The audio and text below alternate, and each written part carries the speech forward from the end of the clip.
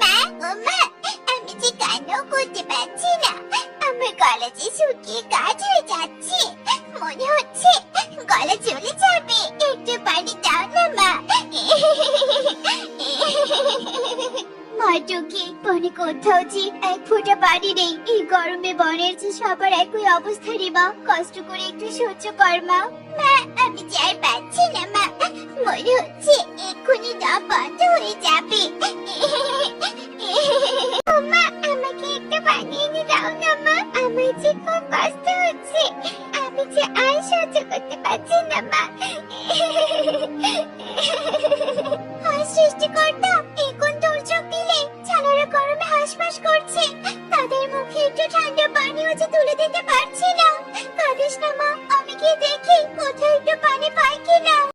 আরে ওই তো একটা টিউবওয়েল দেখতে পাচ্ছি। এই গরমে যে আমি আর উঠতে পারছি না, টানাও যে অবশ হয়ে যাচ্ছে। সৃষ্টিকর্তা, মেয়েটাকে যে কথা দিয়েছিলাম পানি নিয়ে ফিরবো, কিন্তু কোথাও যে এক ফোঁটা পানি পেলাম না। আমার নিজের শরীরও যে অসুস্থ হয়ে যাচ্ছে।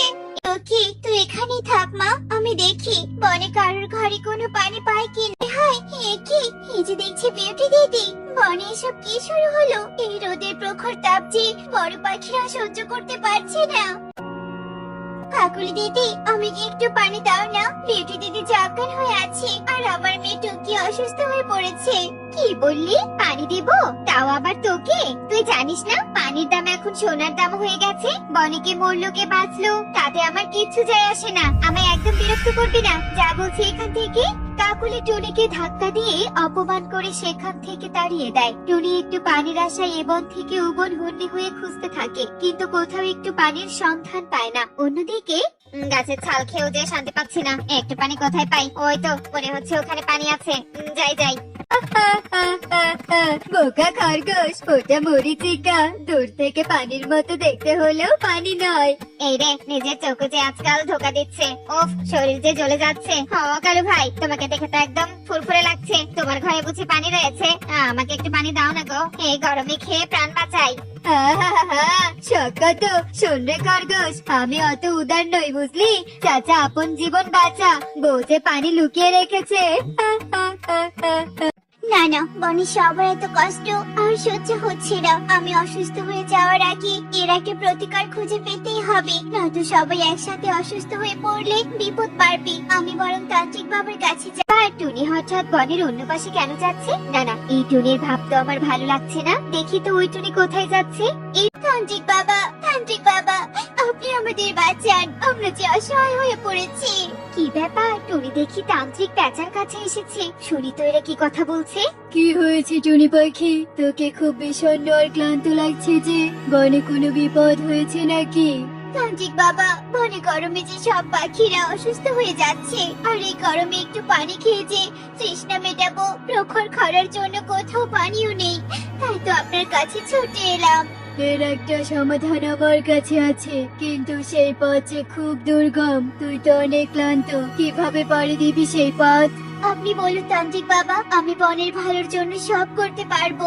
শোন তাহলে, বনে ওই উত্তর দিকে এক বড় লাল পাহাড় রয়েছে। সেই লাল পাহাড়ের চূড়ায় আছে নীলপদ্ম। তুই যদি সেই নীলপদ্ম আনতে পারিস, তাহলেই বনে বৃষ্টি আসবে আর পাখিরা স্বস্তি পাবে। কি? ওই পাহাড়ের চূড়ায় নীলপদ্ম? না না, ওই নীলপদ্ম টুনি আনার আগে আমাকে আনতে হবে, নয়তো টুনি বনে সবার কাছে মহান হয়ে যাবে। টুনটুনি, ওই নীলপদ্ম হলো মেঘরাজ্যের জাদুই ফুল। ওই ফুল তুই ভুল করেও খালি হাতে আগেই ধরবি না। এই নে জাদুই লাঠি, এই লাঠি দিয়ে নীলপদ্ম স্পর্শ করলেই নীলপদ্ম তোর বশ হয়ে যাবে। আর সেই নীলপদ্ম এনে বনে রাখবি, তাহলে মেঘরাজা খুশি হয়ে বৃষ্টি দিবে। টুনি, তুই থেমে গেলে চলবে না। তুই থেমে গেলে যে তোর ছানার নিঃশ্বাস থেমে যাবে, বনের পাখিরা সব মরে যাবে। যত কষ্টই হোক, তোকে পথ পাড়ি দিতেই হবে। চল টুনি চল, যত বিপদ হবে সব তোর উপর দিয়ে যাবে, আর আমি হব ওই নীলপদ্মের মালিক, আর বনের সবার কাছে ভালো হব আমি। ওই তো নীলপদ্ম। যাই, তাড়াতাড়ি ওই নীলপদ্ম নিয়ে বনে চলে যাই। এরপর টুনি যেই না নীলপদ্মের কাছে যায়, অমনি কাকুলি টুনিকে ধাক্কা দিয়ে ফেলে দেয়, আর অট্ট হাসিতে মেতে ওঠে। তোকে অনেক ধন্যবাদ টুনি, আমাকে এই নীলপদ্মের সন্ধান দেওয়ার জন্য। তুই থাক এখানে এভাবে পড়ে, আমি নীলপদ্ম নিয়ে চলে যাচ্ছি। না কাকুলি দিদি, ওই নীলপদ্ম তুমি খালি হাতে স্পর্শ করো না, আমার কথা শোনো কাকুলি দিদি। কাকুলি টুনির কথায় কান্না দিয়ে সেই নীলপদ্ম স্পর্শ করে, আর সাথে সাথে কাকুলি একটা মূর্তিতে পরিণত হয়ে যায়।